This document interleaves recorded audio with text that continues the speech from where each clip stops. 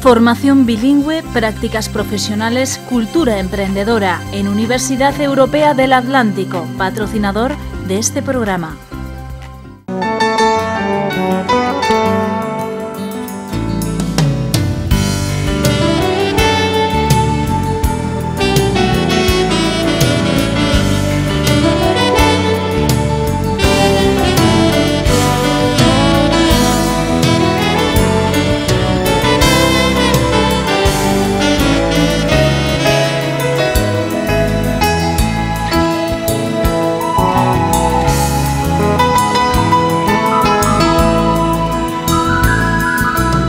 ¿Qué tal? Saludos, buenas noches, bienvenidos. Decía Antonio Machado, cuando recordar no pueda, ¿dónde mi recuerdo irá? Una cosa es el recuerdo y otra cosa es recordar. Yo rescato esta cita porque tiene mucho que ver con lo que vamos a abordar durante los próximos minutos. Vamos a hablar de la memoria, de esa capacidad de adquirir, recuperar y almacenar información. ¿Qué es la memoria? ¿Qué se esconde detrás de ella? ¿Qué secretos nos puede desvelar? Seguro que alguno de ustedes alguna vez han dicho, tengo memoria de pez. ¿Por qué nos pasa eso? Vamos a hablar de ello, a descubrir todos los desengranajes, todos los secretos que esconde este interesantísimo tema. Lo vamos a hacer de la mano del doctor en Psicología por la Universidad de Deusto, don Enrique Pallarés Molins. Muy buenas noches, bienvenido. Muy buenas noches. Y me alegro mucho de estar aquí, de poder compartir este rato, que como os he anunciado, hablaremos de uno de mis temas favoritos en cuanto al estudio, además de reciente trabajo, que ha sido el de la memoria. De reciente trabajo porque has publicado esta guía, sí. La memoria, una guía práctica, de fácil lectura para todas las edades, diría yo, comprensible. Para los niños pequeñitos igual no, ¿verdad? Pero igual no, para gente adulta. Pero para gente adulta, incluso para adolescentes, ¿eh? Sí. Estupendo, además trae unos consejos interesantísimos que pueden ayudar a concentrarnos. Y yo quería comenzar sobre todo esta entrevista, Enrique, pidiéndote que nos hicieras una definición de lo que es la memoria. ¿Qué es la memoria? La memoria es una función, por una parte sencilla, todos hablamos de la memoria y creo que no es una palabra que tengamos que mirarla en el diccionario para ver qué significa, pero a la vez es compleja. Es compleja porque me viene a la mente este ejemplo que he puesto varias veces, pero no lo pensaba decir, pero ahora se me ha ocurrido. Si yo le pregunto a uno qué es una bicicleta, pues lo que me va a decir, la respuesta que me va a decir, que me va a dar, pues eso pertenece a la memoria. Pero también pertenece a la memoria el saber dónde compré la bicicleta o dónde he puesto la bicicleta después de haber dado un paseo con ella. Y también pertenece a la memoria, y a veces lo expresamos diciendo, aprendí a andar en bicicleta cuando era chaval, y todavía me acuerdo de andar en bicicleta. Son tres tipos de memoria distintos que se diferencian en sus aspectos, en sus características e incluso en sus bases también neuroanatómicas o fisiológicas. Y son tres tipos, por eso digo que la memoria es bastante compleja, pero en fin, no vamos a liarnos aquí ahora en distinciones conceptuales. Sino el tema es muy amplio para sí. abordarlo. Sí, sí. Si tuvieras que decirnos qué importancia tiene la memoria en nuestras vidas, ¿cómo podrías resumirlo?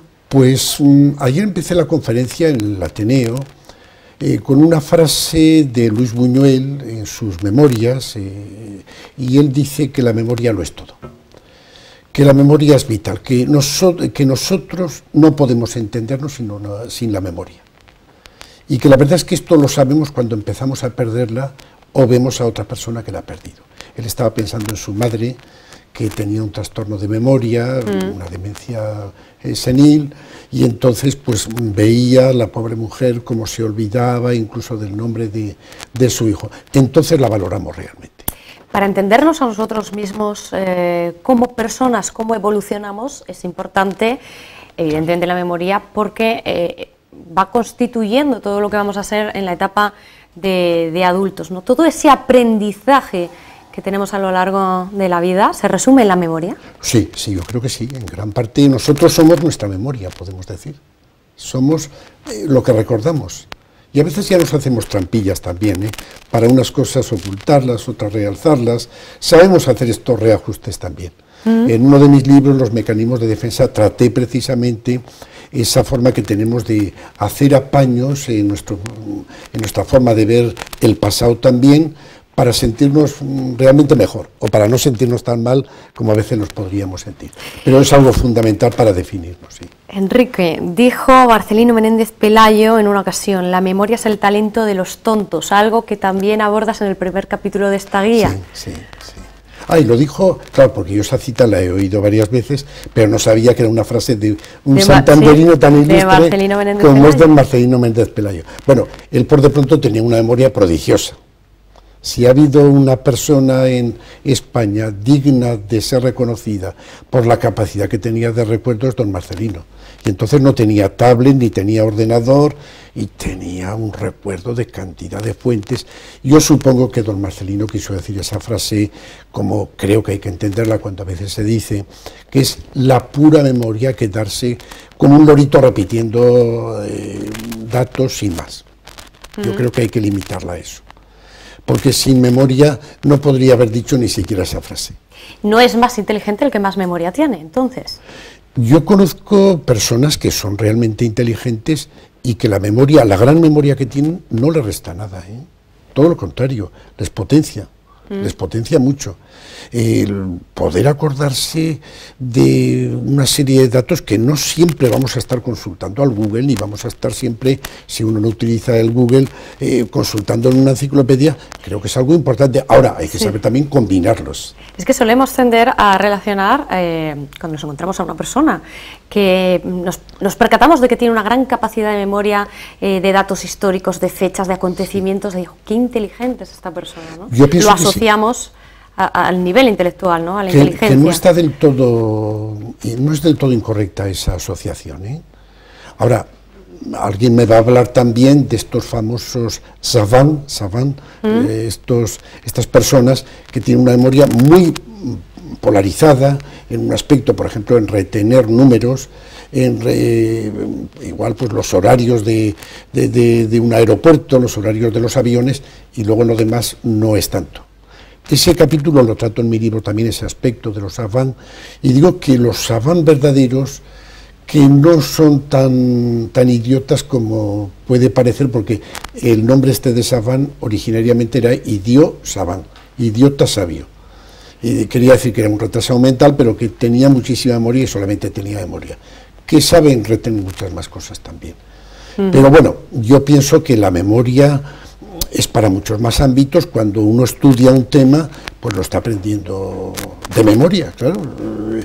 Dirá, no mecánicamente, pero lo está aprendiendo de memoria. Si vamos a un médico, todos los datos que este médico nos va a barajar de los síntomas que le decimos, ¿dónde los tiene? Pues en la memoria también.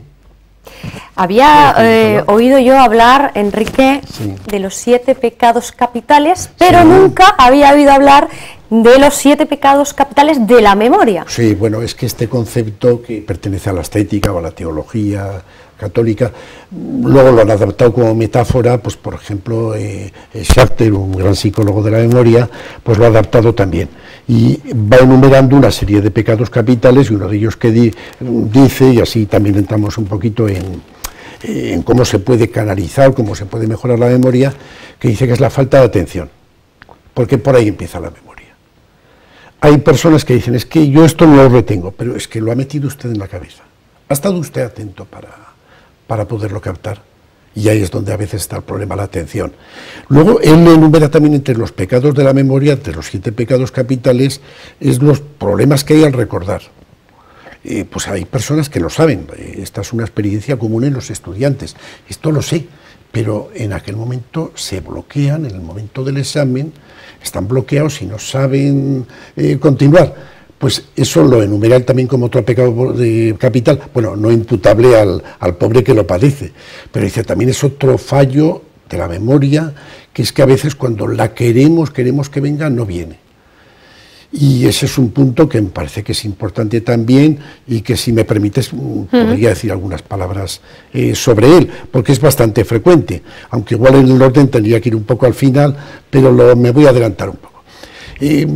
Como digo, es una experiencia que suele ocurrir con bastante frecuencia, incluso pues no solamente cuando no nos acordamos de algo en un examen o estamos bloqueados continuamente, sino a veces también cuando queremos decir el nombre de una persona que se nos ha evaporado rápidamente. ¿Y qué podemos hacer ante eso? Yo digo que esto ocurre por el excesivo deseo, por la ansiedad que tenemos en ese momento que experimentamos. La ansiedad no es que sea mala en sí, pero cuando es excesiva puede, entre otras cosas, bloquear la memoria también. Pongo el símil de si en una sala cerrada, que desgraciadamente hay ejemplos que toda la gente tendrá en la mente, se da el grito de fuego y todos intentan salir por la misma puerta a la vez, normalmente tenemos la experiencia de que ha habido verdaderas catástrofes humanas por querer que todo salga a la vez. Si todos quieren salir a la vez, no sale nadie. Y esto a veces ocurre en la memoria. Queremos recordarlo todo y esa misma presión es como el grito de fuego que damos de querer que todo converja a la vez en la puerta y entonces nos quedamos totalmente bloqueados. Se puede decir que es como cuando una persona sufre un shock por un trauma Sí. de una circunstancia extrema en su vida y entonces se queda bloqueada, ¿no? O sea, la ansiedad produce un efecto... Mira, en ese caso que dices del trauma es un poquito más complejo porque ahí pueden ocurrir dos cosas, o ocurren dos cosas. En una experiencia traumática, en lo que se llama trastorno de estrés postraumático, que por una parte no recordamos o no recuerda a la persona algunas cosas y por otra parte lo recuerda excesivamente, le vienen incluso en forma de pesadillas. Yo me refería en este caso más a la cuestión de ese grito de fuego, que es lo que ocurre cuando nosotros queremos recordar todo a la vez. Dicen, bueno, ¿y qué puedo hacer ante eso? Pues lo primero, saber que la memoria no viene cuando la llamamos demasiado urgentemente. Cuando la apremiamos, ella se hace reacia. No queramos que todo salga a la vez por la misma puerta. A un estudiante, por ejemplo, le diría, deja unos minutos para desordenadamente dejar que te venga a la mente lo que le dé la gana, pero no estés agobiado pensando en que no te viene lo que no te viene. Ese punto que te falta, deja un poco que aparezca aquello. Y entonces pues ya verás cómo fluirá el recuerdo. A veces se te ocurrirá una cosa, pero déjala. Dices que esto no es lo que tenía que poner. Déjalo que ve. Eso va enganchando a otros contenidos y si tú lo has estudiado bien, seguro que lo vas a recordar bien. Otra estrategia que también creo que suele venir bien, bueno, aparte de las de fondo, de manejar la ansiedad, de tener estrategias para manejar la ansiedad, es en ese momento pues recrear la situación donde hemos aprendido eso.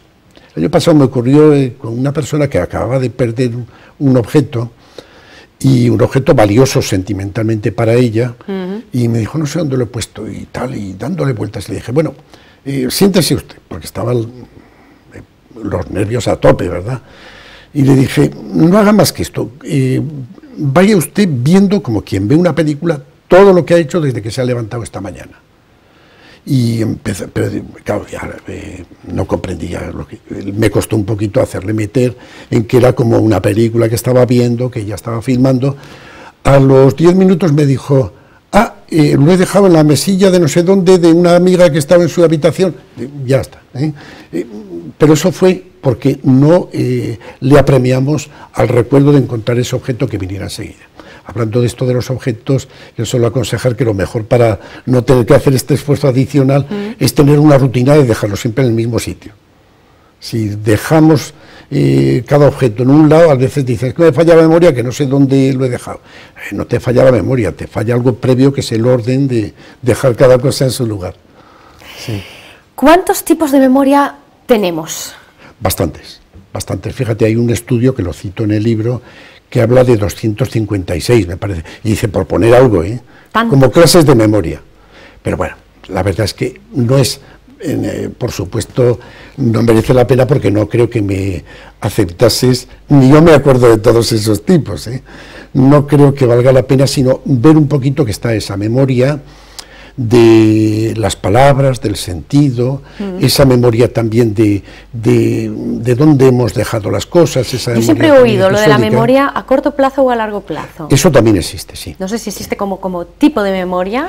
Existe como proceso dentro de la memoria. La memoria, primero hay una memoria sensorial, porque tú cuando vas caminando por la calle, yo al venir aquí, al entrar al plató, pues ahora en este momento se me ocurre, pero esto ya casi ha pasado a corto plazo, pero ha habido un momento que para salvar ese desnivel pequeño que hay en la puerta, pues he tenido que percibir y retener unos segundos ese pequeño desnivel. Y entonces eso ha estado en una memoria sensorial. Luego ha pasado a memoria a corto plazo, y en este caso, claro, si seguimos hablando de esto, pues va a pasar a largo plazo, que se va a mantener ya permanentemente. Así para la próxima vez que venga ya sabe, ya lo tiene guardado en la memoria, que tiene un desnivel, ya no tendrá que recordarlo. Generalmente pasa que en todos los estudios ya voy prevenido, porque yo creo que solamente en todos los platos no está ninguno libre, si estuviera abierto, sí. ¿Es cierto eso de yo tengo más memoria fotográfica que tú? ¿Existe la memoria fotográfica? Bueno, esa memoria fotográfica o memoria idética es un poco discutida, a veces es un poco metáfora. Es gente que tiene una memoria visual muy potente, pero esos casos que se llamaban de memoria idética, que repetían todo lo que habían captado con pelos y señales, son bastante raros, son bastante raros e incluso a veces discutibles. Estamos en un terreno, el terreno de los mnemonistas, de esas personas con una memoria prodigiosa, que realmente los ha habido. Y cuando decimos si una persona que yo tengo más memoria fotográfica que tú, es una simple metáfora. Es que domina igual más lo visual. Pero a veces domina más la memoria visual porque yo me fijo más en eso. Ahí la atención juega un papel muy importante. Y hay personas que tienen la forma también de catalogar las caras. Si tú tienes un esquema para describir un rostro, las cejas, de qué tipos hay, de nariz, tal, lo vas a retener más cuando captes cualquier cara. En cambio hay personas que igual tienen menos coordenadas de referencia de los rostros y entonces se les quedan mucho menos. Yo creo que ahí está un poco lo de la memoria fotográfica. Pero es cuestión un poco también entonces de la atención, ¿no? Mucho de la atención. De las caras no se me olvidan, pero los nombres no me acuerdo nunca de ninguno. ¿Es cuestión de atención más bien? Y es bastante de atención. Y los nombres, pues yo diría que claro, son más difíciles porque los nombres son arbitrarios. En nuestra sociedad uno le ponen Fernando como le podían haber puesto Pedro. Bueno, alguien me dirá, no, normalmente si le ponen Fernando, que a lo mejor hay algún familiar que se llama Fernando, tal. Efectivamente, eso ocurre, pero en realidad son arbitrarios. Y cuando a mí me presentan uno que se llama Fernando, yo no conozco o no sé, no tengo la información de que su padre se llame Fernando también. Ahora, cuando ya me dan ese dato, y yo conozco ese dato de que su padre se llama Fernando, ya lo asocio, y este es otro mecanismo de la memoria, otro proceso, y hago una asociación, que es muy importante para la memoria. Digo, como su padre, o como su tío. Y es una estrategia que utilizamos y que la podemos potenciar. La podemos potenciar. Todas las asociaciones que realicemos pues van a repercutir en que nuestra memoria mejore también. Cuando me han dicho que tú eras Sonia, pues lo he asociado con otra Sonia que conocía. Y os he puesto a las dos fotográficamente muy cerca. Y entonces pues se me ha quedado más. Tenía el punto de apoyo de otro rostro Sonia, y entonces he visto el tuyo. A lo mejor ya la siguiente Sonia que me presenten me apoyo en tu rostro. Bueno, me suena un montón a las técnicas de estudio, ¿no?, que nos enseñaban cuando éramos chicos a la hora de memorizar los temas, las lecciones. Luego hablaremos de eso porque creo que también enseñas ese tipo de técnicas a los alumnos de la universidad. Tengo algún librito sobre eso, sobre técnicas de estudio, que fue bastante popular y que por supuesto no está reñido ni mucho menos con el de la memoria. ¿Sí? Luego lo repasaremos. Sí. ¿Se puede decir que unos individuos tienen más memoria que otros? ¿O todos partimos de la misma base? Yo te diría que, bueno, puede haber a lo mejor una serie de predisposiciones a que uno tenga pues más facultades cognitivas, las facultades cognitivas más desarrolladas. Una de ellas es la memoria. Pero la memoria se ha visto que en gran parte es práctica. Hay unos que la practican más que otros. Ahora, para practicarla a veces hay que tener interés. El caso del famoso Salomón Cherevsky, no sé si habrás oído alguna vez. No, no tengo. Un caso que trabajó un neuropsicólogo ruso, Alexander Luria, y que lo describió en un libro, es un estudio fenomenal, pequeño libro de una gran memoria. Este señor tenía una memoria tan prodigiosa que una fórmula que la puse ahí en el libro y que nos la vimos para poder, esa fórmula a veces de raíces cuadradas, de potencias, complicadísima, que casi no cabe a lo ancho de la página del libro. Bueno, pues la retuvo en 7-8 segundos, se la presentó Luria y la retuvo, pero es más, a los varios años la volvió a repetir otra vez. ¿Qué hizo este señor? Pues inventó una historia, pero rápidamente, para eso tenía una capacidad extraordinaria, inventó una historia con esa fórmula, que empieza por N, y enseguida se inventó el nombre de uno, Neymar. Puso. Y dice, Neymar salió de su casa con un bastón y pegó, y al punto que viene. Luego vio su casa, era la raíz cuadrada. Todo lo fue visualizando y asociando de esta manera.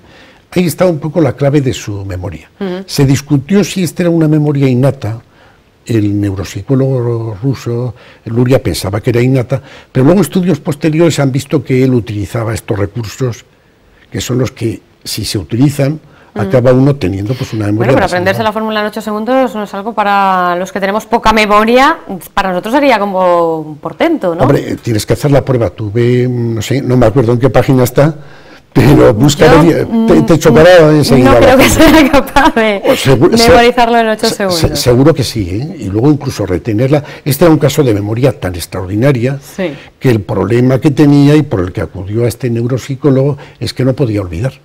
Y claro, si veía a una persona, la captaba con tantos detalles que luego si esa persona se cambiaba el pelo, cambiaba un poco la faz, ya no la recordaba. ¿Por qué hay cosas, Enrique, que no podemos llegar a recordar? ¿Por qué tenemos esas pequeñas lagunas?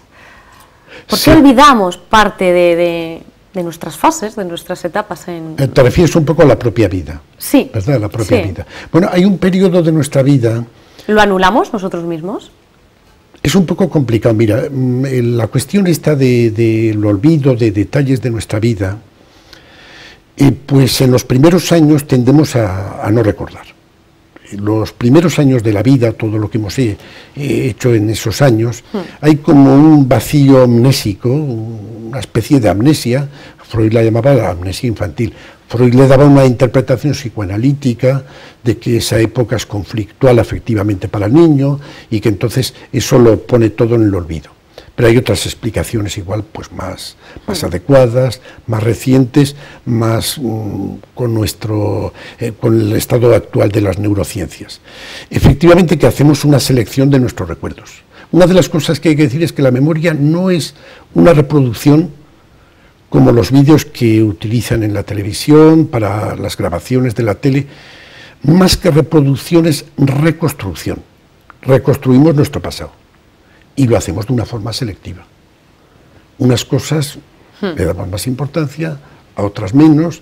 En igualdad de condiciones de intensidad tendemos a recordar mejor lo positivo que lo negativo. En igualdad de intensidad, ¿eh? Uno que ha tenido una tragedia, pues se acuerda de esa tragedia y la tiene presente siempre y le resulta difícil olvidar. Pero en igualdad de intensidad del estímulo, del recuerdo, de lo que uno tiene que recordar, se acuerda más de lo positivo y lo negativo. Y eso no está mal. Porque, pero ¿sí? Eso en cuanto a la infancia, es decir, hay gente que tiene más recuerdos de su niñez o de su infancia que otros, y si lo compares entre hermanos, unos se acuerdan de más etapas de juegos que otros. Pero en edad adulta, en etapas de la adolescencia, por ejemplo, una persona que llega a los 30-35 años, un adulto, que tampoco es mayor, y no se acuerda de etapas, por ejemplo, de la adolescencia, 17-18, no han pasado tantos años. Pues generalmente, claro, esto es, si quieres, es una conclusión estadística. Se habla de que hay un pico, así como hay un vacío en nuestra memoria, que es los primeros años. Luego hay un pico que es desde los 10, 12 hasta los 30, que es cuando más recuerdos tenemos a una persona adulta de 50 años o 60 o 70 que le preguntes, suele dar más recuerdos de ese periodo. Hablo en términos generales, no en casos... O sea que las etapas, las edades influyen también en la edad. Pueden influir un poco también, sí. Y luego, claro, hay que tener un poco en cuenta que a veces esa idea que hay tan generalizada de que los mayores se acuerdan más de las cosas pasadas que de las cosas presentes. ¿Por qué? Pues claro, lo primero que yo diría es que tampoco son tan olvidadizos como para decir que se olvidan de todo lo presente y que solamente se acuerdan de lo pasado, salvo en los trastornos de memoria. Cuando hay un trastorno de una demencia senil, yo hablo en el adulto sano. El adulto sano, adulto mayor, adulto de mi edad, incluso un poco mayor. Cuando dicen que uno se acuerda más del pasado, a veces el asunto está en que hay que verificar a ver si eso que se acuerda del pasado ocurrió o no ocurrió. La primera reserva que tengo yo. Y segundo, que es que se acuerda espontáneamente. Y claro, se acuerda de lo que más le ha impactado. Y generalmente se acuerda de aspectos, de vivencias, experiencias, cosas ocurridas que le han impactado y que han sido muy importantes para su vida. Otras cosas no se acuerdan. Que a veces he verificado con personas mayores de una forma informal, pues a ver qué recuerdos tenían, y claro, me hablan de recuerdos del pasado que en algunos casos he comprobado que no eran así. Ahora, me lo daba con tal lujo de detalles que es que parecía que era así. Y es que a veces podemos nosotros crear los recuerdos y tener luego una capacidad tan literaria de adornarlos con tanto detalle que parece que son verdaderos. Y yo me pregunto, cada uno tiene su manera de percibir la realidad. Sí. Y en torno a esa manera de percepción de la realidad, por ejemplo, en una fiesta, estamos los dos, cada uno la está viviendo de una manera, yo la contaré de una manera como tal y como la estoy viviendo, y la recordaré de esta manera, y sin embargo, al cabo de unos años, si comentamos esa fiesta, probablemente me digas, no, eso no fue así, eso no pasó así. ¿Cómo distorsionamos la realidad con el paso del tiempo en función de nuestros propios recuerdos, que son la base de la propia experiencia que hemos vivido? Primero hacemos ya una selección de lo que recordamos, y luego esa selección, esos recuerdos también los adornamos o les quitamos fuerza, o algunos de ellos hasta los dejamos de lado. Es lo que te decía, que se ha insistido desde hace unos años, ha sido un avance en el estudio de la memoria. Baddeley fue el protagonista, un psicólogo inglés, el pionero en esta cuestión, de que nuestra memoria no hay que compararla, a pesar de que una de las metáforas que se ha utilizado es el registrador de sonido, el registrador de imagen, sino que es constructiva, construimos el recuerdo. Esto lo vemos a veces en la historia personal. Greenberg, un sociólogo, dice que actuamos un poco como los totalitarios, los dictadores totalitarios, que lo primero que hacen es reconstruir el pasado. Porque claro, el que maneja el pasado, pues va a controlar el futuro también. Y el que controle el futuro va a controlar el presente.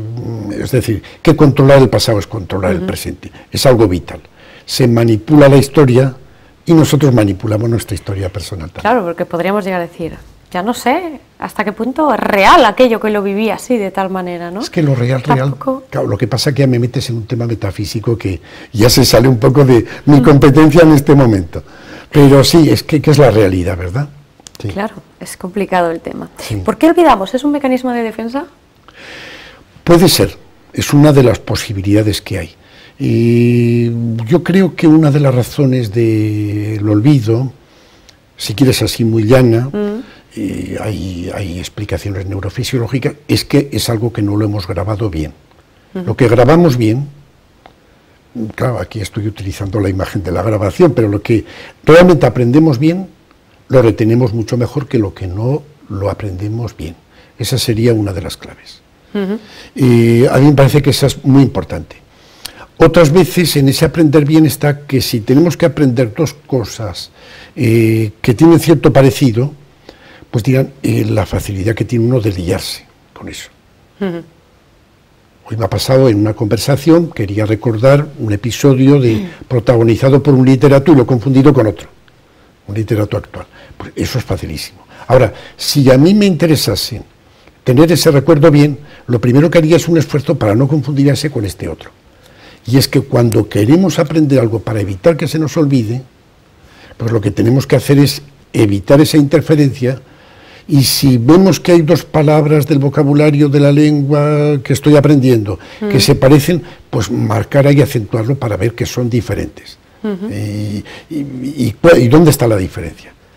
¿Se pueden recuperar los recuerdos cuando nos esforzamos mucho por querer recordar una parte, una etapa, una historia, un momento concreto? ¿Se puede recuperar eso? ¿Ahí interviene la hipnosis? ¿O no hace falta? La hipnosis, le dedico un capítulo, casi más porque me sentía obligado a hacer referencia a la hipnosis. Se ha probado de que no aumenta el recuerdo. Que por vía de sugestión, otros procedimientos no hipnóticos, se puede recuperar también. Y luego, segundo, que es que la recuperación que puede haber o el posible aumento del recuerdo, el posible, ya digo, no lo digo que de forma absoluta, puede estar mezclado con falsos recuerdos. Ese es uno de los problemas que hay. Por eso, pues, normalmente cuando se utiliza, puede ser más adecuada para las indagaciones policiales. Por ejemplo, pues vimos en esa película de Anabel Segura cómo se utiliza la hipnosis para que los dos testigos que habían visto cuando secuestraron a Anabel y la metieron en la furgoneta, a ver qué recordaban. Y claro, dieron pues que era una furgoneta blanca, algún número de la matrícula, parece que era algún detalle de esos. Claro, ahí sí que puede ser importante porque cuesta poco el seguir indagando por esa línea. Cuesta poco, bueno, les costará mucho a la policía, pero claro, eso no serviría para una prueba judicial. Tampoco serviría la hipnosis si tendemos también a mantener falsos recuerdos, ¿no? Por eso puede servir, puede servir como una hipótesis para una indagación, pero no vale como prueba para una acción judicial, para una intervención judicial. ¿Qué es la criptomesia? Uy, eso, la criptomnesia, esto suena un poco a palabrota, ¿verdad? A enigma, suena un poco a misterio. Suena un poco, claro, y es que es cripto es ocultación. Pues es que no solamente olvidamos muchas veces cosas, pues el nombre de esto que tengo aquí delante, que es el vaso, o una palabra, o el nombre de una cara, sino que a veces lo que olvidamos es de dónde hemos sacado eso, dónde hemos obtenido esa información. Por ejemplo, a lo mejor, pues uno... La fuente que decimos los periodistas, ¿no? Exactamente, la fuente. La fuente sería... Y bueno, los periodistas y nosotros también. Es una palabra muy adecuada. O sea, cuando decimos, pues sé esto, pero no me digas cómo lo sé porque no lo recuerdo. Eso sería la criptomesia. La criptomesia sería más que encima crees o dices que lo has hecho tú. Que es una cosa que se te ha ocurrido a ti. Dices, yo tengo esta idea genial, o se me han ocurrido estos versos y luego resulta que son de otro. Recuerdo que un profesor mío una vez soltó una frase muy redonda y dijo, esta frase se me ha ocurrido a mí, además la introdujo diciendo, yo lo he sintetizado en esta frase tal. Sí. Pero claro, después de soltarla, tuvo, y con eso ya se fue la posible criptomnesia a paseo, porque dijo, ahora no recuerdo si es mía, es de Unamuno o es de Ortega y Gasset. Y por eso ya le quitó fuerza. Pero claro, si hubiera dicho, esta frase es mía, luego ya hablando después dijo que era de Ortega y Gasset, tal, pues eso hubiera sido criptonesia. La frase la ha repetido perfectamente, pero ha atribuido mal la fuente. Bueno, pero esto suele ser bastante frecuente, ¿no? Hay periodistas, y pones algún caso también y escritores, sí. En esta guía, sí. El plagio... Que sin saberlo... Sin saberlo, ahí está, porque si no ya es un vulgar plagio, pero sin saberlo se atribuyen o atribuyen, pues qué sé yo, escenas o argumentos o expresiones que piensan que son de ellos y no son de ellos. No son de ellos, pero sin ninguna mala intención. Sin ninguna mala intención. Bueno, claro, las intenciones, cualquiera sabe qué intenciones tiene uno, pero damos por supuesto que no ha sido con mala intención, que no ha sido de forma voluntaria. ¿Sí? ¿Qué sucede cuando, por ejemplo, nos pasa la siguiente circunstancia? Nos vamos de viaje y estamos visitando un lugar nuevo para nosotros, nunca hemos estado ahí, y sin embargo, al entrar en cualquier zona, habitáculo de esa nueva experiencia, de esa visita, de esa excursión, decimos, caray, pero si yo ya he estado aquí. El déjà vu, ¿verdad? Déjà vu, ya visto. ¿Por qué sucede eso? A mí me ha pasado. Sí. He dicho, aquí ya he estado yo. Es no más, sé cuándo, no sé no sé, no recuerdo ni cuándo ni con quién, pero esto ya lo he visto, este pasillo ya lo he visto, estas columnas ya las he visitado. Esa es una pregunta que veo que inquieta bastante a la gente, esta cuestión del déjà vu. Claro, pero a mí se me cayó un mito, o sea que no tiene nada que ver con lo paranormal, ¿no? Pues yo creo que no. Y ni con el misterio de... Yo le quito misterio, ¿eh? Venga, le quito misterio, pero bueno, el que se lo quiera creer, pues que se lo crea. Muchas veces es pura coincidencia, en la mayor parte de los casos. Si yo, por ejemplo, al entrar aquí, a esta sala, digo, aquí he estado yo. Tengo la sensación de que he estado en otros platos de televisión, y más o menos, unos de una manera y otros de otra, pues tienen una configuración relativamente parecida, las paredes negras, oscuras, los focos, las cámaras.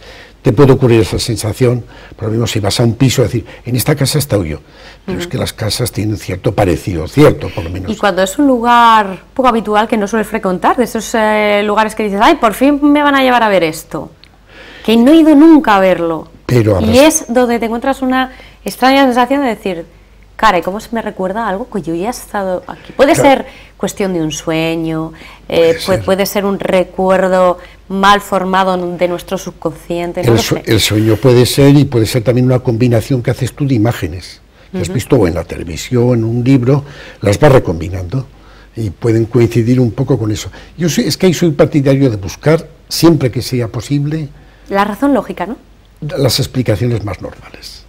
Nos tenemos que basar un poco en ese principio de explicar siempre cualquier cosa que ocurre por la razón o causa más sencilla. Y para mí la más sencilla es esa. Claro, no habría que excluir que en algunos casos puedan deberse pues, a una disfunción o una hiperfunción, es decir, que tengan que ver con alguna alteración del lóbulo temporal, que tiene bastante importancia en la memoria, una serie de estructuras que están por esas zonas, más o menos detrás de nuestra oreja, hacia adentro del oído, hacia adentro del cerebro. Puede deberse también, ¿eh? Vamos, que no viajamos en el tiempo, eso vamos a quitarlo de los mitos. Oye, pues a veces sí, ¿eh? ¿Sí? Yo creo que la memoria es un viaje en el tiempo, porque viajamos al pasado, pero normalmente... Pero también viajamos al futuro, ¿no? Imaginando, y guardamos esos recuerdos en la memoria de nuestra propia proyección. Y nuestro viaje al pasado siempre es para el futuro, no es para quedarnos en el pasado. Qué complicado, madre mía. Sí. ¿Por qué recordamos las cosas distorsionadas? ¿Por qué te entiende nuestra mente hacer eso? Distorsionar. ¿Lo aprendemos mal? ¿Lo procesamos mal? En muchos casos es porque está mal procesado.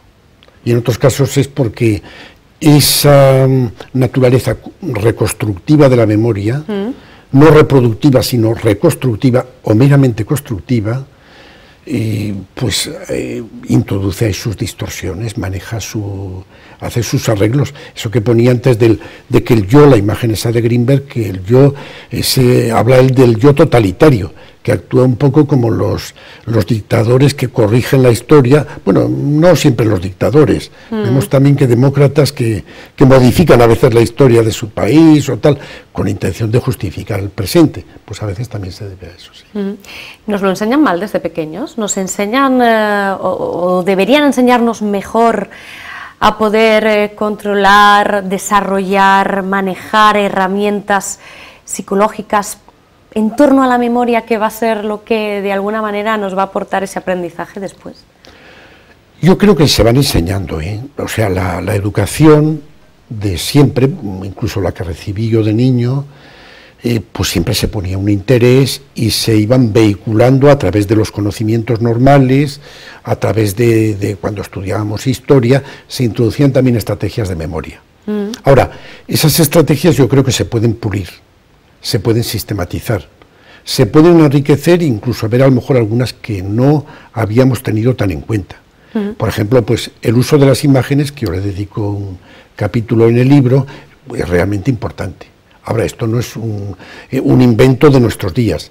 En nuestros días lo que se ha hecho es consolidar y decir que eso tiene un fundamento, es decir, lo puede hacer usted también de esta y de esta otra manera. Lo puede hacer usted, imagínese, que no es imaginarse, pues cuanto más colorido le dé, cuanto más dramatismo le dé a esa imagen, cuanto más distinta la ponga de las otras, mejor se le va a grabar. Pues ves, es una estrategia que se utiliza. De niño a mí me enseñaban por lo menos también a relacionar. pues es otro mecanismo que es importante para la memoria. O decirme, como me decían, bueno, mis padres eran maestros y tuve, aparte de maestros, eran mis padres. Y entonces, pues tenía a veces doble sesión de aprendizaje, ¿no? Me decían, no solamente antes de aprenderlo hay que entenderlo.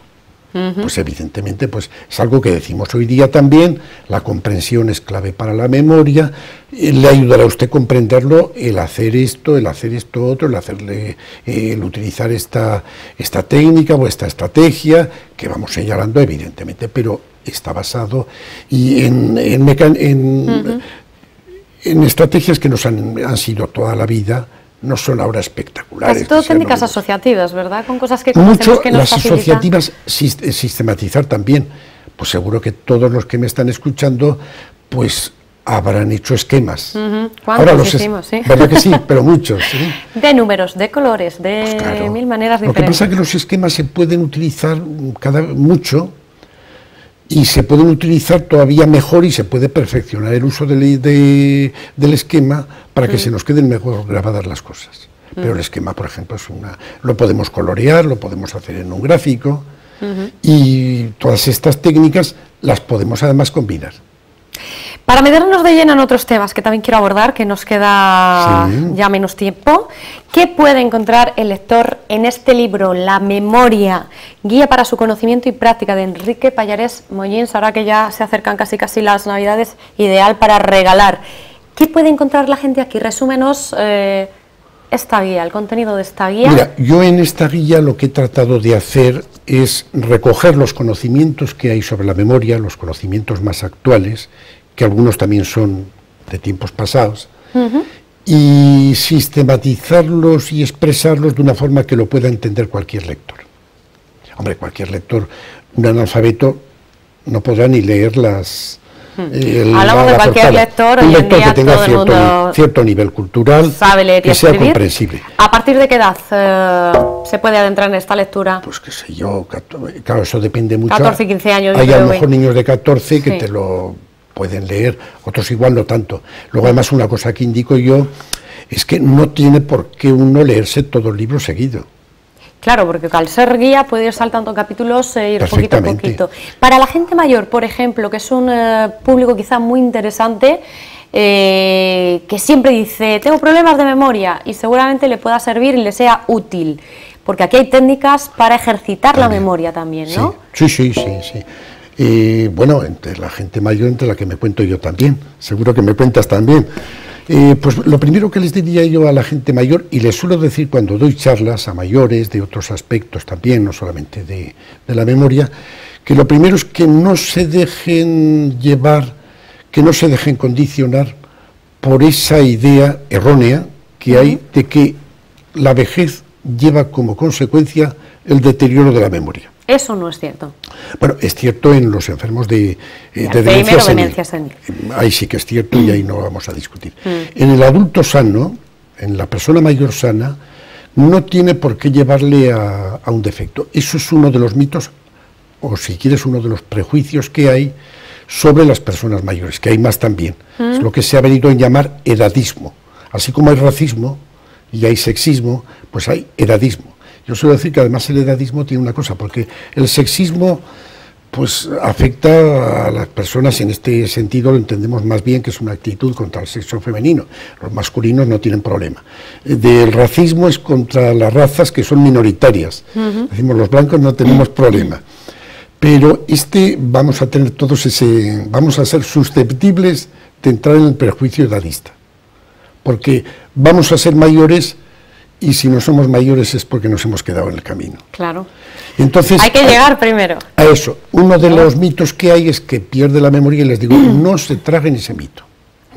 Suelo puse ayer en la conferencia un experimento que se hizo de filmar, y lo he repetido varias veces hoy en los medios, de filmar la misma escena, que era una persona, un individuo, que busca algo que lo ha perdido, o sea, se ve que lo ha extraviado, o sea, es muy intuitiva esa escena, ¿no? Y se hicieron 3 versiones de la escena, con 3 protagonistas. En uno de ellos aparentaba unos 20 años, el protagonista, en otro unos 50 y en otro unos 70.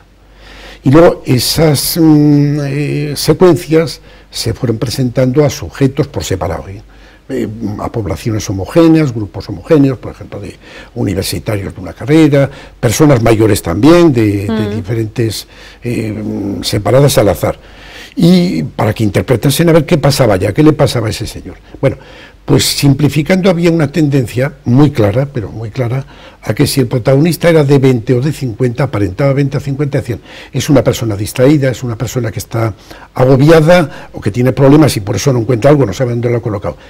La secuencia que representaba a la persona mayor de unos 70 o así, decían, está chocheando ya. Y era lo mismo. O sea, es un poco la tendencia que tenemos a creer que el mayor tiene que deteriorar la memoria, sí, que tiene que estar ya perdiendo la memoria. Enrique, sí. Doctor en Psicología, profesor titular de la Universidad de Deusto, pero también coordinador de servicios de orientación universitaria y consultor psicológico de los propios alumnos de la universidad. ¿Cuáles son los problemas en torno a la psicología que usted detecta que tienen más comúnmente nuestros jóvenes? Pues haciendo un común denominador, llevo en este trabajo ya bastantes años. Antes estuve en un colegio y algunos que acuden a mi consulta acuden por problemas de aprendizaje. Y como la consigna que he dado para acceder a mi consulta es muy abierta, pues hay gente que viene simplemente, me dice, ¿se puede venir aquí a desahogarse, a hablar, a charlar un rato? Pues digo, pues evidentemente que sí, para eso está esto sí. Y luego ya de patologías así, de depresión, de trastornos de ansiedad, los hay también, pero ya no diría que hay tantos. Tenemos una población sana. Que lo que más tenemos es un problema de soledad. Bueno, de soledad. Ir a desahogarme, a charlar un rato. Sí, bueno, una vez me lo dijo una chica, me dijo, es que tenía ganas de desahogarme y estuve en duda de hacerlo con el armario de mi habitación. Pero luego vi que estaba este servicio y vine a donde usted, le dijo, oye, gracias por compararme con un armario. Pero es que sí hay una necesidad a veces. Porque mira, con un amigo, con una amiga te puedes desahogar de una manera, puedes contarle tus problemas, pero a lo mejor en una consulta psicológica lo primero que tratamos es de acoger muy bien a la persona, de que esté cómoda, pero no hay esa relación de reciprocidad, sino que es una relación asimétrica que a veces puede venir muy bien también. Que una persona hable, pero que y te cuente sus cosas. Prefiero contárselo a un amigo, porque ¿cómo se lo voy a contar a un desconocido? No, pero hay algunos que al revés. Y en ocasiones es al revés, es decir, prefiero esta persona que no me conoce mucho, que se va a quedar aquí cerrado en este círculo, porque si lo cuento a fulano, lo va a ir contando, y entonces nos vamos retrotrayendo, ¿no? Eso. O también intuyen que si lo cuentas a una persona, un amigo íntimo, va a ser como menos imparcial a la hora de decírtelo, se va a poner más de tu lado. Y en cambio dicen, este señor igual... Sí. Y luego también tiene importancia eso de que tú puedes espejearle un poco lo que le está pasando, intentar espejearle sintonizando con esa persona, pero claro, yo no le cuento mi vida. No le cuento mucho más allá de lo que está en mi blog, que he puesto una biografía breve mía, pero mis cosas más personales no se las cuento allí. Puedo acceder a datos míos externos, pero no... ¿Lo podemos enlazar con problemas de socialización de la gente joven, con problemas de algún tipo en concreto, o no hay...? Yo creo que eso es común a todas las personas. Yo creo que si ese servicio, bueno, la prueba es, y a veces me dice alguna persona que, por ejemplo, está en una tienda de dependienta, y me decía un día, dice, yo te hago la competencia constantemente, porque que tengo que recibir aquí confidencias, pero continuamente. Las peluqueras a veces, me ha contado alguna peluquera, dice, si vieras las cosas que yo sé, dice, no sé si te las digan ahí en la consulta, digo, a lo mejor no, a lo mejor, seguramente a ti se abren más. Las sueltan todas en la peluquería. Sí, eso es. Enrique, naciste en Navarra, trabajas en Bilbao, pero tienes un vínculo especial con Cantabria y en concreto Hombre, también un vínculo, con si quieres, no muy intenso, pero efectivamente también tiene su importancia porque mi padre, que era maestro, empezó a ejercer aquí en esta provincia, en Ampuero, en el barrio de Bernales, y siempre me enseñó el cariño a Cantabria.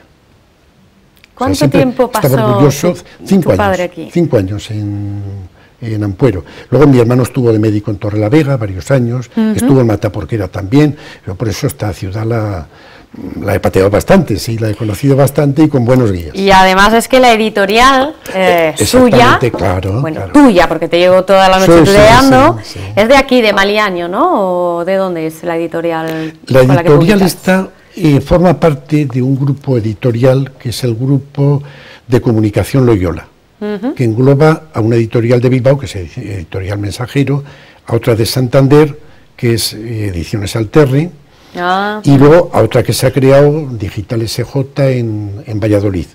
Y entonces las tres ahora están fusionadas, cada una publica sus libros con su sello editorial, pero forman un grupo.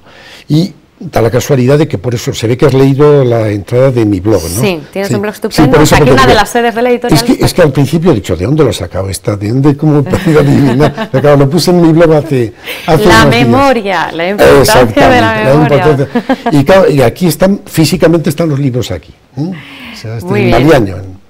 Muy bien, pues hablando de tus libros, vamos a hacer un pequeño repasito porque nos queda ya muy poquito tiempo. La memoria, que lo vamos a recordar para todos nuestros telespectadores. Guía práctica con la que van a aprender un montón de cosas, se van a poder practicar y ejercitar la memoria, publicada recientemente, el 2014, hace poco, hace un año, publicaste Cómo sentirte mejor con la ayuda de anécdotas e imágenes. En 2012, Psicología del amor para comprender mejor esta naturaleza, esta fortaleza humana. La autoestima, cómo cultivarla de forma sana, controlar la ira, menos enfados y mejores relaciones con los demás. Todo me parece que son tipo guías prácticas. Mira, para... Son libros que por una parte los concibo yo así, como divulgación de estudios psicológicos, acercarlos al público y evidentemente con una finalidad... Pero de manera comprensible, ¿no? Comprensible y que tenga aplicación también. Un famoso psicólogo, Kurt Lewin, decía que nada hay tan práctico como una buena teoría. A veces contraponemos la teoría a la práctica. Y respecto, por ejemplo, a mejorar la memoria, una de las líneas que apuntan los investigadores dice: conozca usted cómo funciona la memoria, primero. ¿Qué es la memoria? ¿Y cómo funciona? ¿Qué bases tiene? Estos casos de memorias prodigiosas, conózcala usted porque le va a venir muy bien para, con todos esos conocimientos, observarse usted mejor y poderla aplicar. Y a eso van un poco mis libros también. Bueno, pues ahí están, pueden encontrarlos además en su blog. Díganos la dirección de su blog por si alguien quiere consultarlo. Poniendo Enrique Pallares en el Google, el famoso Google, ¿verdad? El famoso Google, la ventana abierta al mundo. Exacto. Y sí, ahí nos sale... Del cual hablo también en el libro, del efecto Google, cómo Google ha modificado nuestra memoria. Sí. Pues ahí encuentran el Pues ahí lo podemos encontrar, y interesantísimos también, cómo controlar la ira y vivir con menos ansiedad, algo que pues hoy en día, con los tiempos en los que estamos, con las dificultades y problemas que tienen tantas familias, con el paro que está viviendo España, pues seguramente que también sirve de gran ayuda. Se nos acaba el tiempo, no nos ha dado tiempo suficiente para abordar más cosas, porque son temas interesantísimos, pero antes de que te vayas, siguiente proyecto, ¿cuál es el próximo libro que tiene en mente de cara al futuro? ¿De qué va? Pues suele ser secreto, ¿verdad? A Unas veces pinceladas, suele ser casi como el vestido de la novia, que no se dice hasta el final, hasta que se ve. Pero yo suelo tocar siempre, o suelo tener entre manos, me dijeron una vez que eso mismo hacían los escultores, varias obras a la vez. Sí. Y uno de los temas que estoy tocando ahora son las emociones, nuestras emociones, nuestra vida emocional. Muy bien. Tiene que ver a veces con la memoria bastante también. Otro es el envejecimiento, pero no descripciones fisiológicas del envejecimiento, sino ver qué fortalezas podemos nosotros utilizar cuando nos vamos haciendo mayores. Y todavía tengo alguno más por ahí. Los sueños es un tema que me ha interesado mucho siempre. Bueno, pues tienes bastante trabajo, Enrique, Bastante por delante. materia, Nosotros esperaremos. De momento nos quedamos con la memoria. Por supuesto. Nos quedamos con él. Con el recuerdo además, ¿verdad? Gracias, Enrique. Y además con un grato recuerdo vuestro me quedo y espero que ustedes también lo tengan de esta entrevista. Muchísimas gracias, un placer. Un placer.